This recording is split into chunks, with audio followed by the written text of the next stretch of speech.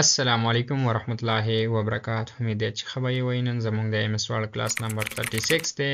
نن زموږ د MS Word اخرنی کلاس دی، کوم کې به چې موږ MS Word کمپلیټ کوو، MS Word به پوره کوو. نن به موږ د ویو ټیب باره کې خبره کوو ښه په ډیټیل سره. نو ویډیو را سره کمپلیټ وګورئ. بغیر د ټایم ویسټ نه زو د ویو ټیب طرف ته مونږ به راشو ویو ټیب ته.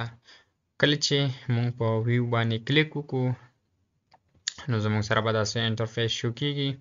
څنګه چې تاسو ته پته ده د ویو مطلب هم ښکارېده دي، او دلته به تاسو ته ټوټل د پیج باره کې سیټینګ په نظر راځي. تاسو په خپل پیج کې سیټینګ کولی شئ. تاسو ته به د هغه څنګه په نظر راځي هغه تاسو د دې ځینه کولی شئ. ټول نه پست زموږ سره راځي فرنٹ لیاوټ. فرنٹ لیاوټ کوم چې زموږ سره اوس په نظر راځي، نو دا زموږ سره په فرنٹ لیاوټ کې دی. سیکنډ زموږ سره راځي فل سکرین ریډینګ. کله چې مونږ یو بوک سټډي کوو یا مطالعه کوو او زموږ سره هغه په MS Word کې وي، نو هغه چې څنګه مونږ ته په بوک کې په نظر راځي، نو دغه شان فل سکرین کې مونږ دلته هم کتلی شو. که مونږ په فل سکرین باندې کلیک وکړو نو زموږ سره به هغه شان په نظر راځي کوم چې زموږ سره د کتاب پیجز وي. بیا دا تاسو چینج کولی شئ. څنګه چې تاسو یو بوک چینج کوئ، زما سره دلته پیجز کم دي، نو تاسو دغه شان دې کې بیا خپله سټډي کولی شئ. بل زموږ سره راځي ویب لیاوټ. څنګه چې تاسو ته یو ویب سایټ په نظر راځي، کله چې تاسو موبایل کې کوم یو براوزر اوپن کړئ او هغه کې تاسو څه سرچ کړئ، نو چې څنګه په هغه کې تاسو ته په نظر راځي سیم به دا چې کوم دی هم د هغه په شان په نظر راځي. بل زموږ سره راځي آوټلاین. کله چې موږ په آوټلاین باندې کلیک وکړو زموږ سره به داسې یو بل شکل اختیار کړي. نو بیا تاسو کوم پیراګراف سلیکټ کول غواړئ، نو تاسو په دې باندې کلیک وکړئ، نو تاسو ایزیلی هغه سلیکټ کولی شئ. بل زموږ سره راځي ډرافټ. کله چې زه په دې باندې کلیک وکړم نو دا به زموږ سره یو بل ډیزاین ته واوړي. دا ټوټل زموږ سره ډاکومنټس مختلف شکلونه دي. کوم کې تاسو کتل غواړئ، کوم کې تاسو اوپن کول غواړئ خپل ډاکومنټس، نو تاسو هغه کې کولی شئ. نو زه به سمپل فرنٹ لیاوټ ته راشم، نو زموږ سره به هغه زوړ حالت ته لاړ شي. بل زموږ سره رولر که تاسو ته په دې سایټس کې په نظر راځي، کوم چې لیفت سایډ ته دی او ټاپ باندې دی د پیج. د رولر فایده څه ده؟ نو کله چې مونږ دلته څه لیکل وکړو، لکه زه دلته ولیکم خپل نیم بلال ما ولیکلو، بیا زه رالم او په دې ځای باندې ما کلیک وکړو او اوکې مې کو. کله چې دا زه اوکې کم، زه راشم او په ټیب باندې څنګه کلیک وکم، نو کوم ځای کې چې ما ډبل کلیک کړی او تاسو ته به په نظر راځي دې ځای باندې ما کلیک کړی، زموږ سره پکې دا ایل جوړ شوی دی، نو زموږ سره به هغه ځای ته هغه ټیب باندې ورسي. نو دا تاسو د رولر نه کولی شئ، دا رولر شو کولی شئ، هایډ کولی شئ. بل زموږ سره راځي ګریډ لاینز. کله چې تاسو څه ګراف جوړوئ یا نور داسې څه څیز جوړوئ، نو هغه تاسو په ګراف کې ایزیلی جوړولی شئ. ځکه که زه ګریډ لاینز ریموو کم نو زموږ سره دلته پته نه لګېږي چې کوم لاین موږ ډرا کوو یا بل داسې څه څیز جوړو نو هغه زموږ سره پته نه لګي. خو که موږ ګریډ لاینز دلته ورکړو نو زموږ سره به بیا دلته موږ ته پته لګي. نو دا تاسو دې ځای نه شو کولی هایډ کولی شئ.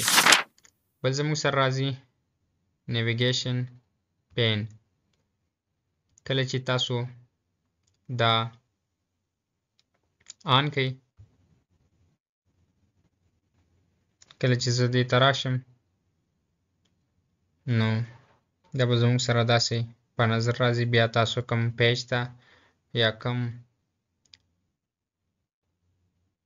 هیډینګز ته اکسس کول غواړئ نو تاسو د دې ځای نه ایزیلی کولی شئ. بیا زموږ سره راځي زوم. تاسو خپل پیج څومره زوم کول غواړئ نو هغه تاسو د دې ځای نه کولی شئ. د دې ځای نه هم تاسو کولی شئ، او که تاسو پیج 100% باندې کول غواړئ نارمل سایز باندې نو تاسو ډایرکټلی هم د دې ځای نه کولی شئ. بیا که تاسو کنټرول په کیبورډ کې ونیسئ او کوم ستاسو سره موس کوم سکرولر وي نو هغه تاسو داسې سکرول کوئ نو هغه نه به کېږي. بیا زموږ سره راځي ون پیج. نو دا به زموږ سره ټوټل په یو پیج په نظر راځي. بل زموږ سره راځي 2 پیجز. کله چې موږ 2 پیجز ته واړو نو دا به زموږ سره ډبل شي. په کوم سکرین دی زموږ سره نو په دې کې به موږ ته ډبل په نظر راځي. بیا پیج تاسو ویټ کول غواړئ نو دا به زموږ سره فول شي. نو بیا دا تاسو دغه شان لینډسکیپ کتلی شئ. ایزي دي، دومره څه مشکل پکې نشته. دې د وجې زیات ډیټیل کې هم نه ځو. بل زموږ سره راځي نیو وینډو. کله چې موږ په نیو وینډو باندې کلیک وکړو زموږ سره به یو نیو وینډو اوپن شي. خو کوم چې زموږ سره په دې اولډ ډاکومنټس کې څه وو هغه به زموږ سره په نیو وینډو کې هم وي. بل زموږ سره راځي ارینج آل. کله چې موږ په دې باندې کلیک وکړو نو زموږ سره به چې څومره وینډوز موږ اوپن کړي دي هغه به ټول زموږ سره داسې ارینج شي. داسې به ارینج شي نو بیا تاسو ایټ ا ټایم په ټولو کې کار کولی شئ. په کوم کې تاسو کار کول غواړئ په هغه وینډو کې تاسو کار کولی شئ. بل زموږ سره راځي سپلیټ. سپلیټ څه کردار دی؟ نو کله چې مو مطلب زموږ سره دا هاف کم پیج لیکل دي، زه دا غواړم چې دا زه په نیکسټ پیج کې هم وکم. خو که کله داسې زه سکرول کومه نو زموږ سره دغه برځي بیا مونږ ته په نظر نه راځي. نو د هغه دپاره به زه د سپلیټ استعمال کوم. کله چې دا زه په دې ځای باندې سپلیټ کم نو بیا که زه دا سکرول کول غواړم نو زموږ سره به دا بره سکرول کیږي. که لاندې کول غواړم نو دا به زموږ سره بیا لاندې کیږي.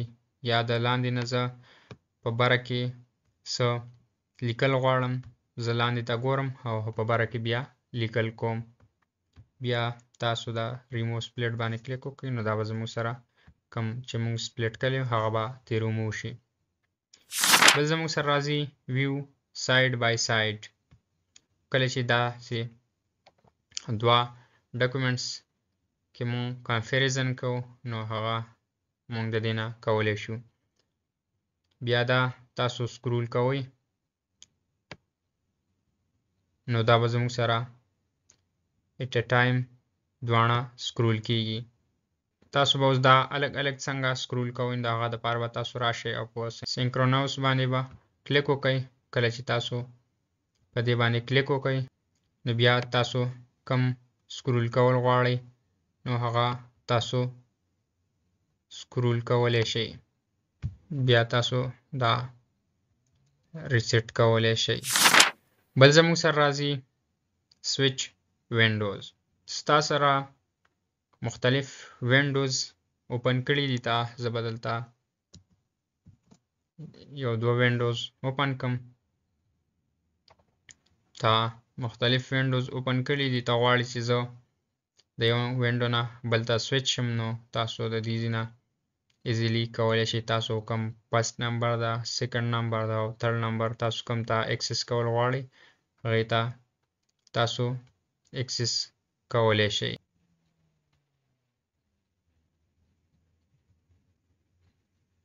تاسو هغې ته اکسس کولی شئ. بل زموږ سره راځي میکروز چې ډېر اهم او ډېر زبردسته سیز دی. د دې استعمال څنګه دی؟ دا زموږ سره یو قسمه ریکارډینګ دی چې کله مونږ یو سیز ډرا کوو یا مثال کې زه دلته یو ټیبل جوړوم او ټیبل ضرورت زموږ سره په هر ټایم کې راځي یا هر ډاکومنټس کې ضروری نو مونږ به د هغه نه د میکرو په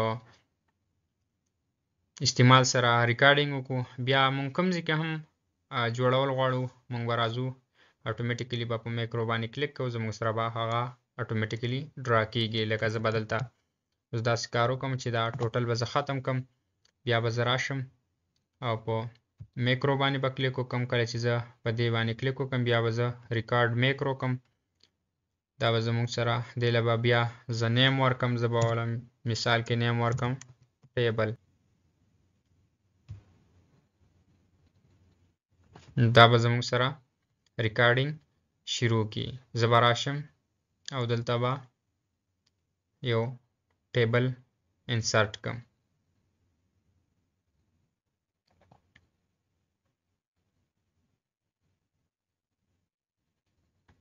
مثال کې دا ما یو ټیبل انسرټ کو.